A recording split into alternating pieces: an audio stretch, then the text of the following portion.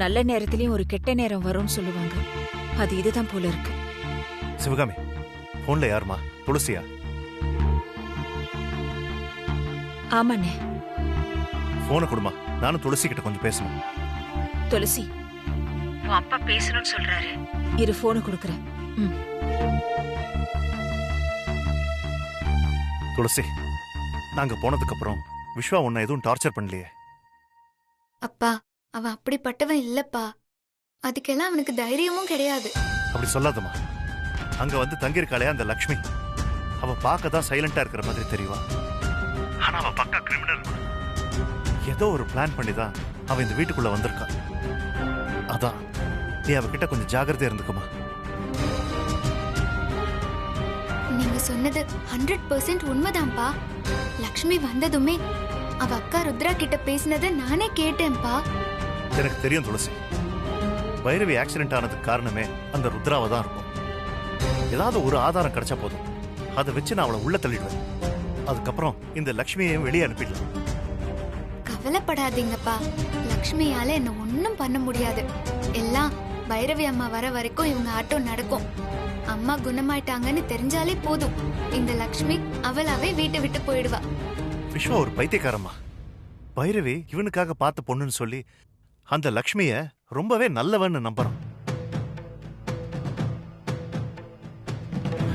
உனக்காக தாமா நான் விஸ்வாவை சும்மா விட்டுட்டு வந்தேன். இல்லைன்னா அவன் செவிலியே 4 அறை அரைஞ்சிருப்பேன். அவனும் பயந்துட்டு நம்ம வழிக்கு வந்திருப்பான். அப்பா, என்னப்பா நீங்க? பக்கத்திலேயே சிவகாமி இருக்கா, அவ முன்னாடியே விஸ்வாவை அடிப்பேன்னு சொல்றீங்க. அவ மனசு எவ்வளவு கஷ்டப்படும். முதல்ல சிவகாமி கிட்ட சாரி கேளுங்க. சரிம்மா. சிவகாமி, சாரிம்மா. எதுக்குண்ணே? ஓ முன்னாடியே உன் மகனை அடிப்பேன்னு சொன்னல, அதான் துளசி உன்கிட்ட சாரி கேட்க சொன்னாமா.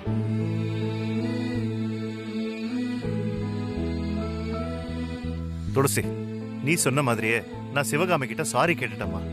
இப்போ உனக்கு ஹாப்பி தானே? அப்பா, நீங்க விஸ்வாவை பத்தி எந்த கவலையும் பட வேண்டாம். அவனை திருத்தி கொண்டு வர்றது என்னோட பொறுப்பு. நீங்க அம்மாவை மட்டும் ஜாக்கிரதையா பாத்துக்கோங்க. அவங்க எவ்வளவு சீக்கிரம் குணமாகறாங்களோ அவ்வளவு சீக்கிரம் நமக்கு நல்லது. துளசி, பெரிய பெரிய ஸ்பெஷலிஸ்ட் டாக்டர்ஸ் கிட்ட எல்லாம் நான் பேசிட்டு தான் இருக்கேன். அவங்க எல்லாருமே உங்க அம்மாவை சீக்கிரமா குணப்படுத்திடலான்னு பாசிட்டிவா தான் சொல்றாங்க. நானும் அதுக்காக தான்ப்பா கடவுளை வேண்டிட்டு இருக்கேன். சரிப்பா, சிவகாமிய தைரியமா இருக்க சொல்லுங்க. அவதான் விஸ்வாவை நினைச்சு ரொம்ப வருத்தப்படுறா. எனக்கு கொஞ்சம் டைம் ஆகுது, நான் அப்புறமா கால் பண்றேன். சரிம்மா, டேக் கேர்.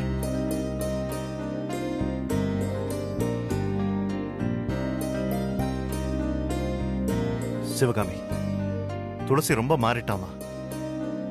எதை வச்சு அப்படி சொல்றேன்னு? கல்யாணம் ஆனதுமே அவகிட்ட ஒரு பக்குவம், பொறுமை எல்லாமே வந்துருச்சு சிவகாமி. அதை நினைச்சு எனக்கு ரொம்ப பெருமையா இருக்கு. பைரவிக்கு இதெல்லாம் பார்க்க கொடுத்து வைக்கல. அவ மட்டும் நல்லா இருந்திருந்தானா அவ பொண்ணை பார்த்து ரொம்ப பெருமைப்பட்டிருப்பான். என்னண்ணே, நீ எதுக்கு இப்ப கண் கலங்குற? தெரியல சிவகாமி, போன ஜென்மத்தில் நான் என்ன பாவம் பண்ணி தொலைச்சேன்னு எனக்கு தெரியல. என் பொண்ணோட கல்யாணத்தை என் கண்ணால பார்க்க முடியல. சரி, அது கூட பரவாயில்ல, எனக்கு கொடுத்து வைக்கலன்னு நினைச்சு விட்டுறலாம். ஆனா அவளுக்கு நாம நினைச்ச மாதிரி ஒரு கல்யாணம் ஆகியும் அவ சந்தோஷமா இல்லையே. இப்போ இது எல்லாத்தையும் பார்க்கும்போது ஒரு அப்பாவா என்னால முடியல சிவகாமி, என்னால முடியல.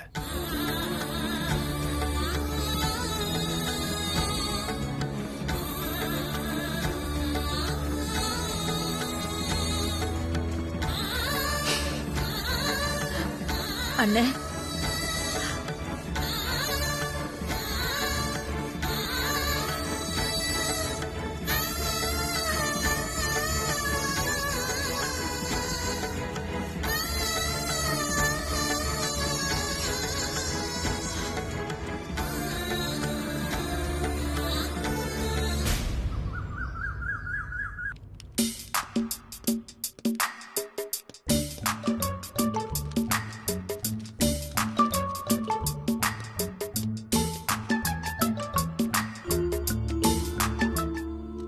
Good morning. Good morning.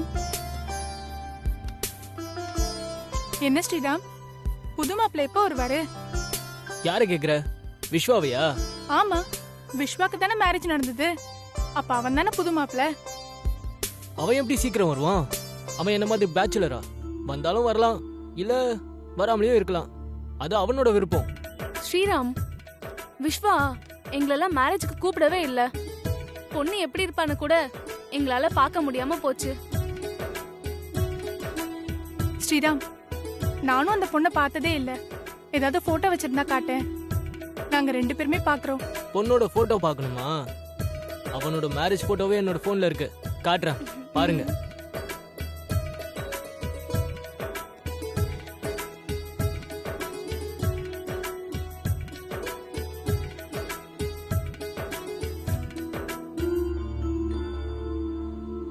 Sriram, இது விஸ்வா லவ் பண்ண பொண்ணு தானே? இவங்க பேர் என்ன? துளசி, விஸ்வாவோட முறை பொண்ணு.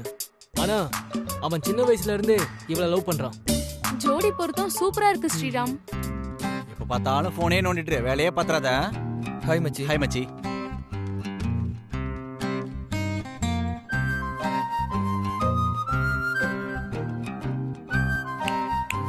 ஹலோ, என்னது சோசியல் டிஸ்டன்ஸ்லாம் மெயின்டைன் பண்ண மாட்டீங்களா? கார்த்திக், நாங்க எல்லாருமே வேக்சினேஷன் போட்டாச்சு. அதனால நீ ஒன்னும் பயப்பட வேண்டாம். நீயும் போட்டியா? நாங்கெல்லாம் போட்டாச்சு, நீ தான் போடல. ஏண்டா அப்படி என்னடா காமிச்சிட்டு இருந்த போன்ல? அது விஸ்வா துளசியோட மேரேஜ் போட்டோவை பார்த்துட்டு இருந்தோம்டா. பாக்குறியா? பாரு.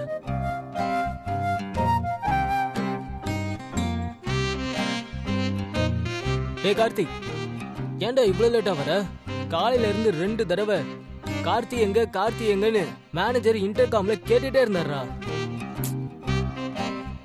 எதுக்கா? போடா உள்ள போய் என்னன்னு கேளு. ரொம்ப அர்ஜென்ட்டான மேட்டரா இருக்க போகுது. அதெல்லாம் ஒண்ணும் இருக்காது. அவர் எதுக்காக கூப்பிடறாருன்னு எனக்கு மட்டும்தான் தெரியும். எதுக்குடா? இன்னைக்கு என்ன லஞ்ச் கொண்டு வந்திருக்கேன்னு கேட்கறதுக்காக என்ன அவர் கூப்பிட்டுருப்பாரு.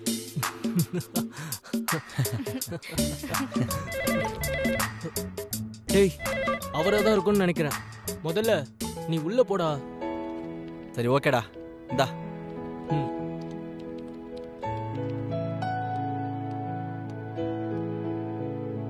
Excuse me, sir. Come on, Karthik. Sit down.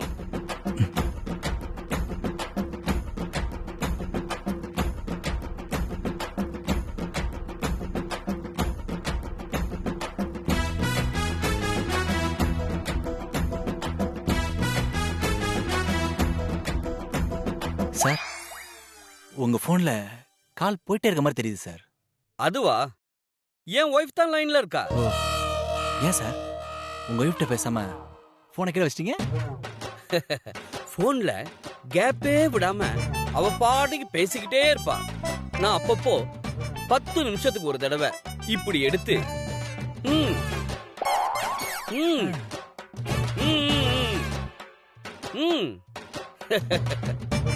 இப்படி கொட்டிட்டு இப்படி வச்சிருவேன். How is it? இவெல்லாம் எது கல்யாணம் பண்ணான்னு தெரியல. என்ன சொன்ன? கிரேட் சார், கிரேட் சார், நீங்க செம்ம சார்.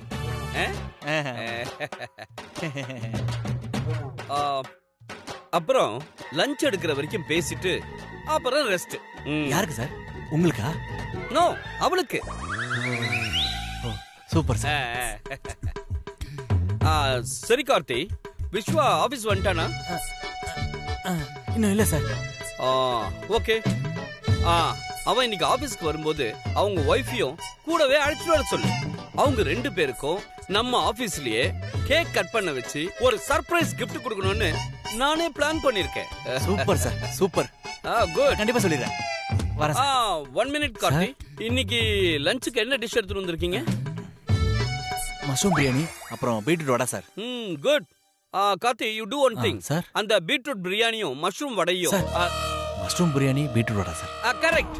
உங்களோட ஞாபக சக்தி எந்த அளவுக்கு இருக்குன்னு நான் டெஸ்ட் பண்ணேன். How is my test? Great sir, great sir. உங்க டிஃபன் பாக்ஸ் இங்க வச்சிட்டு உங்களுக்கு ஏதாவது வேணும்னா ஆன்லைன்ல ஆர்டர் பண்ணிக்கோங்க. ஓகே? Okay sir. நீங்க நல்லா சாப்பிடுங்க சார். நல்லா தான் சாப்பிடுவேன். நல்லா இருக்குமே. வரேன் சார், வரேன். எதுக்கு என்ன ரியாக்ஷன் கொடுக்குறான்னு தெரிய மாட்டுது.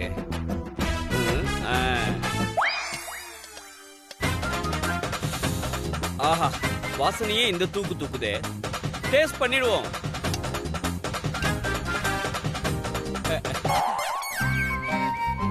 ஹாய் மச்சி. ஹாய் மச்சி. என்ன இன்னைக்கு ஆபீஸ் சீக்கிரமா வந்துட்ட? ஆமா மச்சி.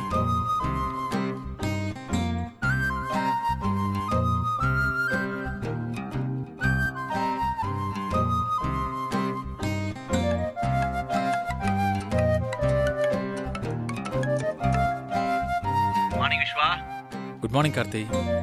என்னடா ஆஃபீஸ் போயிட்டியா? டேய், நான் ஆஃபீஸ்லாண்டா இருக்கேன். இப்போதான் உன்னை பத்தி மேனேஜர் என்கிட்ட பேசினாரு. என்னடா பேசினாரு? நீ ஆஃபீஸ் வரும்போது உன் ஒய்ஃபையும் அழைச்சி வரேன்னு சொன்னாரு. ஆஃபீஸில் ஏதோ ஒரு பார்ட்டி வைக்கணுமா. டேய், என்னடா திடீர்னு இப்படி சொல்ற?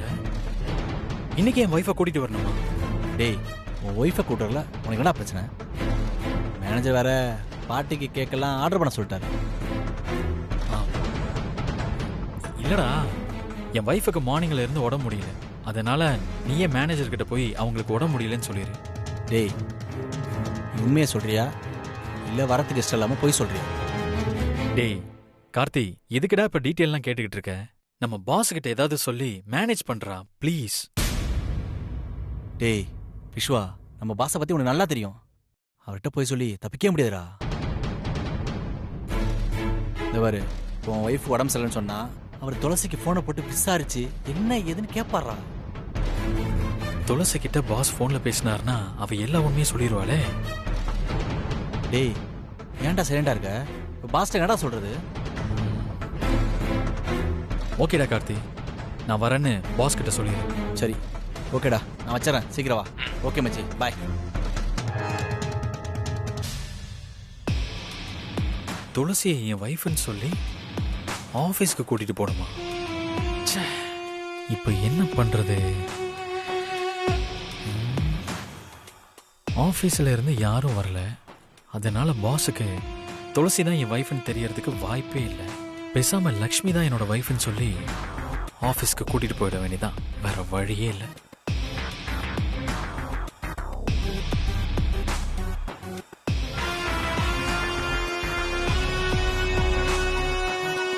லக்ஷ்மி, என்ன மாமா? உங்ககிட்ட இருக்கிற நல்ல புடவையா கட்டிக்கிட்டு நீ ரெடியா இரு. நம்ம கொஞ்சம் வெளியில போகணும். எங்க போறோம்னு சொன்னீங்கன்னா அதுக்கேத்த மாதிரி நான் ட்ரெஸ் பண்ணிப்பேன். அது வந்து நம்ம 2 பேரும் ஒரு பார்ட்டிக்கு போறோம். அதனால புதுசா கல்யாணமான பொண்ணு மாதிரி ட்ரெஸ் பண்ணிட்டு வா. மாமா, எனக்கு தான் கல்யாணமே ஆகலையே மாமா.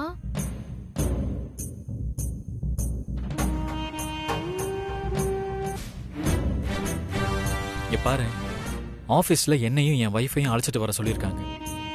அதனால தான் உன்ன வர சொன்னேன். இதுக்கு மேல எந்த கேள்வியும் கேட்காத, சரியா? நான் சொல்றத மட்டும் கேளு. போய் சீக்கிரம் ரெடியாவு. மாமா,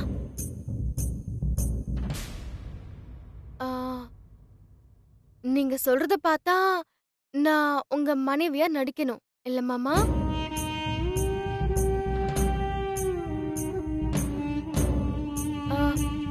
இல்ல மாமா, நான் உங்களுக்கு கேள்வி எல்லாம் கேட்கல. நீங்க என்ன சொன்னாலும் நான் செய்வேன். ஆனா புதுசா கல்யாணம் ஆன பொண்ணு மாதிரினா கழுத்துல புதுசா தாலி இருக்கணுமே, அதான் எப்படின்னு யோசிக்கிறேன்.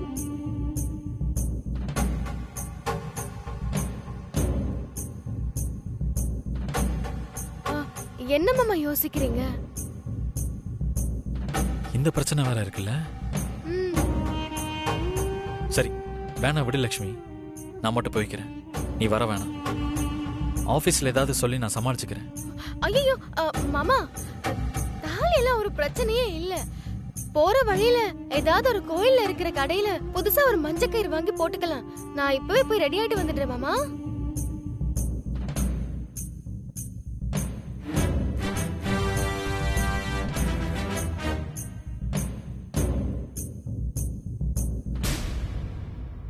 துளசி, துளசி,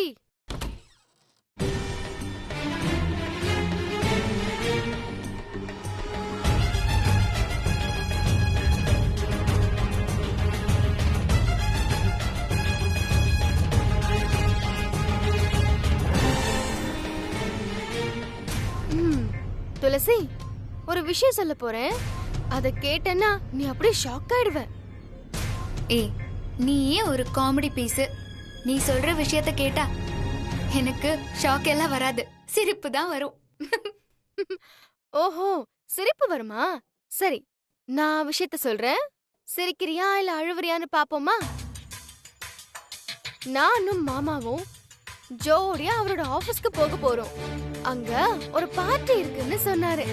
அதுக்காக என்ன பார்த்து புதுசா கல்யாணம் ஆன பொண்ணு மாதிரி வரணும்னு மாமா சொல்லிருக்காரு. எப்படி தெரியுமா?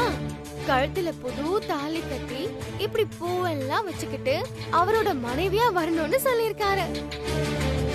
ஹேய், இப்படி சொல்றதுக்கு உனக்கு வெக்கமா இல்லையா?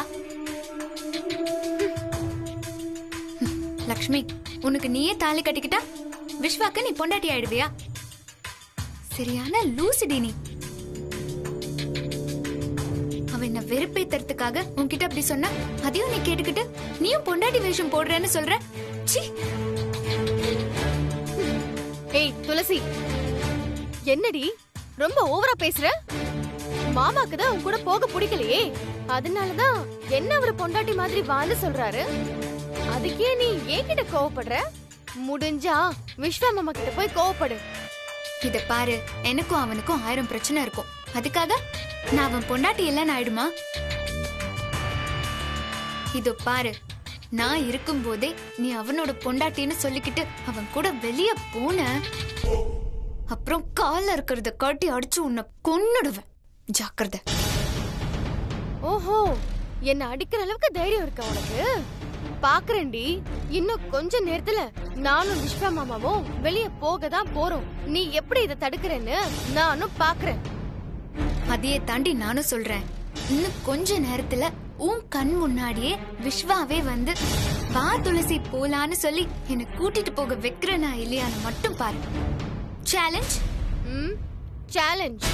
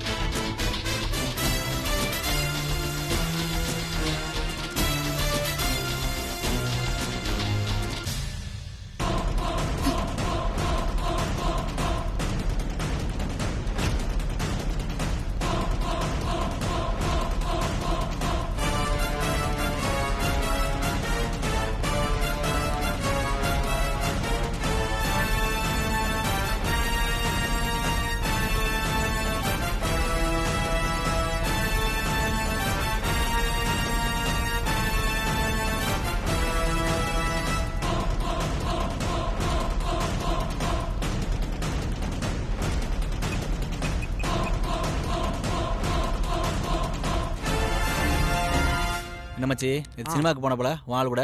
இல்லடா. டேய், நான் பார்த்தேன்டா. சொல்லு துளசி. என்ன நடக்குது உங்க ஆபீஸ்ல? ஏன் துளசி, ஏன் அப்படி கேக்குற? நாங்க எப்போதும் போல நாங்க எல்லாரும் ஓப்பி அடிச்சிட்டு இருக்கோம். பாஸ் வந்தாருன்னா வேலை பார்க்குற மாதிரியே அப்படியே ஆக்ட் பண்ணுவோம். இதான் நடக்குது எப்பவுமே. ஷோ, நான் அத சொல்லலடா.